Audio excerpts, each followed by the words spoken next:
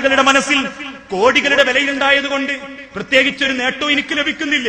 ഈ ക്ലാസ് കഴിഞ്ഞ് ഞാൻ തിരിച്ചെന്റെ വീട്ടിലേക്ക് മടങ്ങുമ്പോ ഞാൻ അടിക്കുന്ന ബെല്ലിന്റെ മുൻപിൽ മനസ്സ് വെറുത്ത് വാതിൽ തുറക്കുന്ന ഒരു പെണ്ണാണ് എനിക്കുള്ളതെങ്കിൽ പിന്നെ വാതോരാതെ പ്രസംഗിച്ചിട്ടും വാതോരാതെ വയലു പറഞ്ഞിട്ടും ആൾക്കാരുടെ മനസ്സിൽ കോടികളുടെ വിലയുണ്ടായിട്ടും എന്ത് നേട്ടം ആ മനുഷ്യരെ എനിക്കുണ്ടാവുക? അതുകൊണ്ടാ റസൂലുള്ള പഠിപ്പിച്ചതും ഒരാണിന് വിലയുണ്ടാകേണ്ടത് കെട്ടിയ പെണ്ണിന്റെ മനസ്സിലാ, നാട്ടിലെ പെണ്ണിന്റെ മനസ്സിലല്ല. അവനാന്റെ വീട്ടിൽ കിടക്കുന്ന പെണ്ണിന്റെ മനസ്സിൽ അവളെ ഓർക്കണം, ഓരോ സെക്കൻഡും അവളെ പറ്റി ചിന്തിക്കണം. നേരം വെളുത്തപ്പോ അവൾ ഒരുക്കി തന്ന ചായ കുടിച്ചിട്ടാ ഞാൻ എന്റെ വീട്ടിനോട് വിട ചൊല്ലിയിട്ടുള്ളത്. അവർ ഇസ്തിരിയിട്ട് തന്ന വസ്ത്രം ധരിച്ചിട്ടാ ഞാൻ എന്റെ വീട്ടിന്റെ പുറത്തേക്ക് ഇറങ്ങിയത്. എനിക്ക് അവളിലൂടെ തന്ന 2 മക്കളെ കണ്ടിട്ടാ ഞാൻ ആ വീട്ടിന്റെ വെളിയിലേക്ക് വന്നത്. തിരിച്ചു ചെല്ലുമ്പോ എന്നെ കാത്തിരിക്കാൻ ആ 6 കണ്ണുകൾ അവിടെ ഉണ്ടാകും എന്ന ഓർമ്മയാ ജീവിക്കാൻ എന്നെ പ്രേരിപ്പിക്കുന്നത്. ആ ഒരു ചിന്ത എന്റെ മനസ്സിലുണ്ടെങ്കിൽ, അവൾ തന്ന വസ്ത്രമാണ് ഞാൻ ധരിച്ചതെങ്കിൽ, അവൾ സ്നേഹിക്കുന്ന സ്നേഹത്തിന്റെ വലുപ്പം എനിക്കറിയാമെങ്കിൽ, അവൾ വെച്ച് വിളമ്പിത്തരുന്ന ഭക്ഷണം കഴിച്ചിട്ടാണ് ഞാൻ ജീവിക്കുന്നതെങ്കിൽ, പിന്നെ എങ്ങനെയാ മനുഷ്യരെ ആ പെണ്ണിനെ വഞ്ചിക്കാൻ എന്നെ കൊണ്ട് സാധിക്കുക? പിന്നെ എങ്ങനെയാ അവളിലും വലുത് ഈ ദുനിയാവിലുണ്ട് എന്ന് ഞാൻ ചിന്തിക്കുക? അതുകൊണ്ടാ റസൂലുള്ള പഠിപ്പിച്ചതും ആണിന് വിലയുണ്ടാകേണ്ടത് കെട്ടിയ പെണ്ണിന്റെ മനസ്സിലാണ്. അത് നേടാൻ ഓരോരുത്തരും പരിശ്രമിക്കണം, ക്ഷമിക്കണം, ത്യാഗം ചെയ്യണം. അങ്ങേയറ്റം ഇഷ്ടാനിഷ്ടങ്ങൾ കണ്ടറിഞ്ഞ് പൊരുത്തപ്പെടാൻ സാധിക്കണം. പിണക്കങ്ങൾ ഉണ്ടാവാം, സ്വാഭാവികം. അയൽപ്പക്കക്കാരന്റെ പെണ്ണിനെ കണ്ടോ, കണ്ട സിനിമയിലെ പെണ്ണിനെ കണ്ടോ, കേട്ടറിഞ്ഞ സീരിയലിലെ കഥാനായികയെ കണ്ടോ അങ്ങനത്തെ പെണ്ണാവണം ഈ എന്ന് വിലയിരുത്തല്ലേ. നമ്മളെ പെണ്ണിന് അള്ള കൊടുത്തൊരു സ്വഭാവമുണ്ട്, അത് തിരിച്ചറിയാൻ പുരുഷന് സാധിക്കണം. അങ്ങനെ കെട്ടിയ പെണ്ണിന്റെ മനസ്സിൽ സ്ഥാനമുണ്ടാക്കാൻ പറ്റണം. അതുകൊണ്ടാണല്ലോ അബൂ സലമ റളിയല്ലാഹു അൻഹു മരിച്ചു കിടക്കുമ്പോ ഉമ്മു സലമ എന്ന ഭാര്യ അടക്കാനാവാത്ത സങ്കടത്തോടെ നെഞ്ചത്ത് കൈവച്ച് വിങ്ങിക്കരയാൻ തുടങ്ങി. കണ്ടു നിൽക്കുന്ന പലരും പറഞ്ഞു, കരയല്ല ഉമ്മു സലമ, അതിലും നല്ലത് കിട്ടാൻ വേണ്ടി അള്ളാഹുവിനോട് പ്രാർത്ഥിക്ക്. ആ പറഞ്ഞ സ്ത്രീകൾക്ക് മുൻപിൽ നിന്ന് ഓടിച്ചെന്ന് മരിച്ചു കിടക്കുന്ന അബൂ സലമ എന്ന ഭർത്താവിനെ ഭാര്യ മാറത്തേക്കിട്ട് അമർത്തി കെട്ടിപ്പിടിച്ച് അദ്ദേഹത്തിന്റെ കണ്ണിൽ ഉമ്മ വെച്ച് ഉമ്മു സലമ ചോദിച്ചത്, വബ്ദിൽനി ഖൈറൻ മിൻഹാ, ഇതിലും നല്ലത് കിട്ടാൻ ഞാൻ അള്ളാഹിനോട് പ്രാർത്ഥിക്കാനോ? ഇതിലും നല്ലത് അള്ളാഹ് എനിക്കെന്ത് തരാനാ? ഒരാണിന്റെ വിലയാണത്, കെട്ടിയ പെണ്ണിന്റെ മനസ്സിലുള്ള വില. അത് നേടാൻ ഒരു ഭർത്താവിന് സാധിക്കുന്നിടത്താണ് ആ ബന്ധത്തിന്റെ മഹത്വം തിരിച്ചറിയാൻ സാധിക്കുക. അത് നേടണമെങ്കിൽ ഒരുപാട് നമ്മൾ ക്ഷമിക്കേണ്ടി വരും, പക്വത കാണിക്കേണ്ടി വരും, അങ്ങേയറ്റം വിട്ടുവീഴ്ച ചെയ്യേണ്ടി വരും. ദേഷ്യം കൈകളിലേക്ക് അരച്ചു കയറുമ്പോ അത് നാവിലൂടെയും കൈയിലൂടെയും തീർക്കിത്ത് ജയിക്കാമെന്നൊരു വ്യാമോഹം ഉണ്ടാകുമെങ്കിലും അതല്ല വിജയം എന്ന തിരിച്ചറിവിലൂടെ കുടുംബത്തെ സ്നേഹിക്കുക. അതേപോലെ എന്റെ സഹോദരിമാരോട് ഒരു പെണ്ണിനെ വിലയിരുത്തേണ്ടതും അവളുടെ യോഗ്യതയും നല്ലൊരു ഭാര്യയാകുന്നതും അവൾ കൊണ്ടുവന്ന സ്വർണം നോക്കിയിട്ടല്ല. അതൊക്കെ നൈമിഷികമായ കണ്ണിന്റെ മലർപ്പൊടികൾ മാത്രമാ. കല്യാണത്തിന്റെ അന്ന് തരക്കേടില്ലാത്ത സ്വർണ്ണാഭരണങ്ങളും തരക്കേടില്ലാത്ത തറവാട്ടുകാരിയും കൂടിയാണെങ്കിൽ ചിലരൊക്കെ അടക്കം പറയാറില്ലേ, മുനീറിന്റെ ഭാഗ്യ അങ്ങനത്തെ വീട്ടിൽ നിന്ന് ഒരു കുട്ടിനെ കിട്ടിയത്. അങ്ങനെ പറഞ്ഞു പറഞ്ഞു നാവ് എടുത്തവർ തന്നെ 4 ആഴ്ച തികയാതെ പറയാറുണ്ട്, എന്തൊക്കെ ഉണ്ടായിട്ടെന്താ?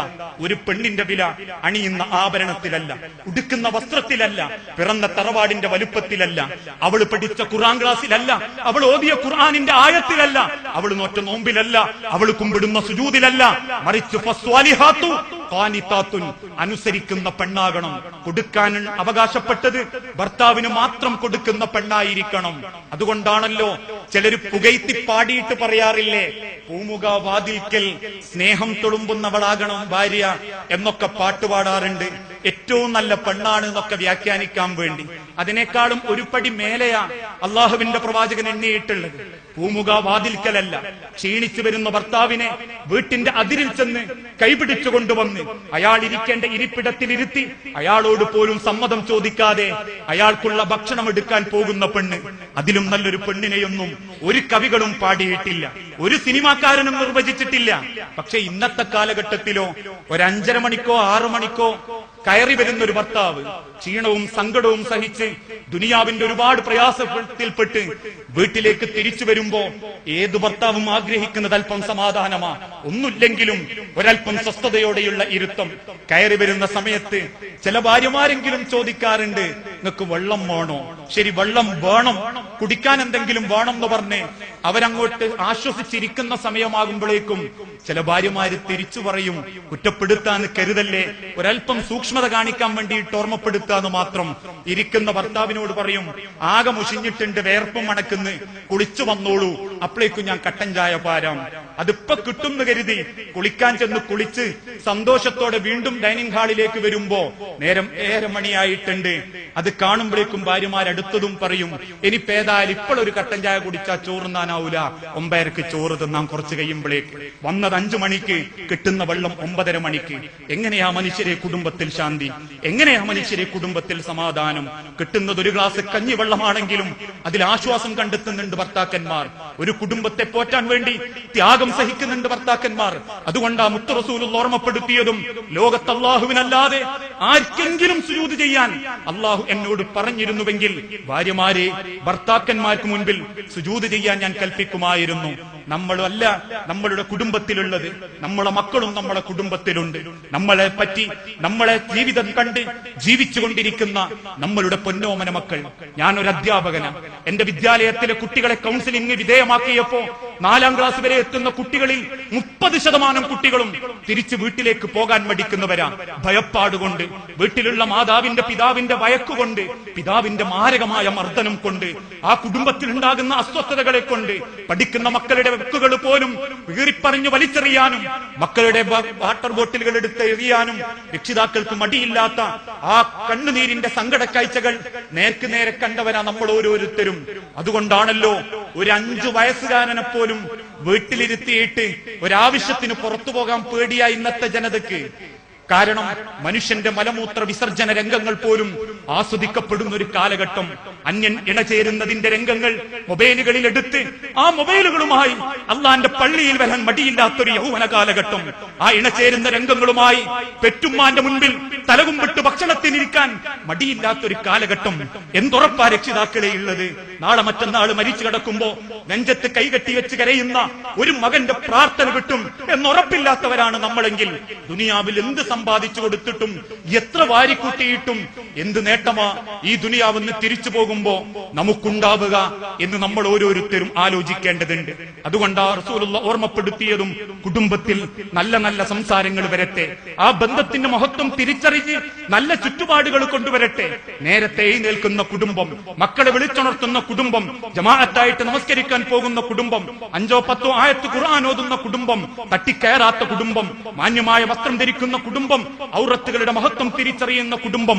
ഒരു ഉമ്മാന്റെ വസ്ത്രധാരണത്തെ കുറിച്ച് പോലും വിശുദ്ധ ഖുർആൻ പഠിപ്പിച്ചില്ലേ? നിങ്ങൾ മറയ്ക്കണേ, മറച്ചിട്ടും മറയാത്തതായി നിങ്ങൾക്ക് തോന്നുന്നുള്ളത്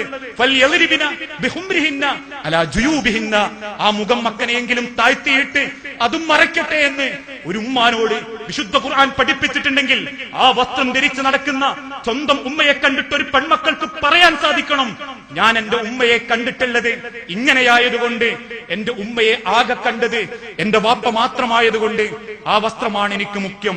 മുസ്ലിം സ്ത്രീകളെ, പെൺമക്കളെ മീഡിയകളും സമൂഹവും ലക്ഷ്യം വെച്ചുകൊണ്ടിരിക്കുന്നു. ഒട്ടിപ്പിടിച്ച വസ്ത്രങ്ങൾ ധരിച്ചും ചാറ്റിംഗിന്റെ മുൻപിലും ഫേസ്ബുക്കിന്റെ മുൻപിലും മണിക്കൂറുകളോളം ചടഞ്ഞിരിക്കുന്ന ഒരു യൗവനമാ മനുഷ്യരെ കൺമുൻപിലുള്ളത്.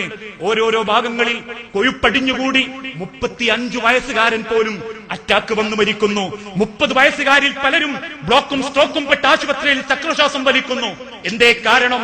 പണ്ടുകാലങ്ങളിലൊക്കെ ഏതെങ്കിലും പറമ്പുകളിലേക്ക് ചെന്ന് മണിക്കൂറുകളോളം ശരീരം വയർത്ത് കളിക്കുകയും കളിക്കുകയും ചെയ്തിരുന്ന കാലഘട്ടം മാറി.